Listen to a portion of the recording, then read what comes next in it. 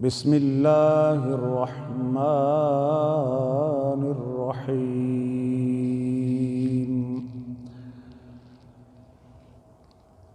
ومن يطع الله والرسول فأولئك مع الذين أنعم الله عليهم من النبيين والصديقين والشهداء والصالحين وحسن أولئك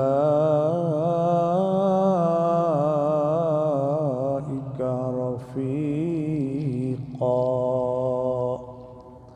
ہر مومن کی یہ خواہش ہے اسے نبی مکرم صلی اللہ علیہ وسلم کا ساتھ نصیب ہو۔ حالت ایمان میں جن لوگوں کو نبی علیہ السلام کا ساتھ نصیب ہوا انہیں صحابی کہتے۔ اس کے لیے دیکھنا ضروری نہیں،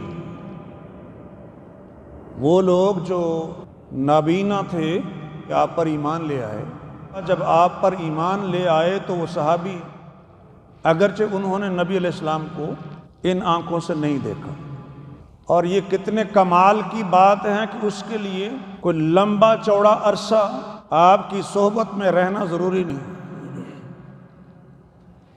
اگر کوئی شخص حالت ایمان میں لمحہ ور بھی نبی علیہ السلام کی صحبت میں رہا ہے تو اسے شرف صحابیت حاصل ہو جائے۔ نبی علیہ السلام کا ساتھ نصیب ہونا یہ ایسی سعادت ہے کہ اس جیسی کوئی سعادت دنیا میں نہیں ہو سکتی۔ اس کے لیے ایمان ہونا ضروری ہے، ورنہ آپ جانتے ہیں کہ جو منافقین تھے وہ بھی آپ کی صحبت میں رہتے تھے، کافر بھی نبی علیہ السلام کے مقابلے میں بھی آتے، ساتھ بھی رہتے۔ جن لوگوں کو نبی علیہ السلام کی رفاقت نصیب ہوئی ہے ان کو صحابی کہتے۔ اس کے بعد جتنا زیادہ ملاقات کا موقع ملا ہے اتنی زیادہ یہ سعادت کی بات ہوگی۔ بعض لوگ کوشش کرتے تھے کہ اپنا زیادہ وقت نبی علیہ السلام کے پاس گزاریں۔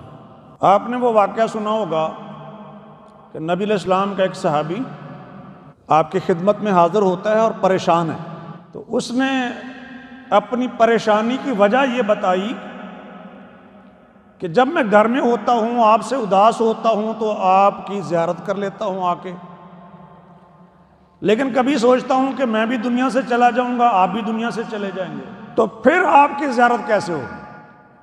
یعنی آپ تو نبیوں رسولوں کے ساتھ اونچے مقام پر ہوں گے اور میں پتہ نہیں کہاں۔ تو نبی علیہ السلام تو خاموش تھے، اللہ تعالیٰ نے قرآن نازل کیا، فرمایا جو بھی اللہ اور اس کے رسول کی اطاعت کرے وہ ان لوگوں کے ساتھ ہوگا جن پر اللہ نے انعام کیا، اور وہ ہے من النبیین،